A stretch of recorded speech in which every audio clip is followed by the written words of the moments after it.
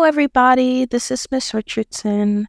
Today we will be talking about how we can plug polynomials into functions. For those of you who are wondering what I mean by that, let me just give us a little example.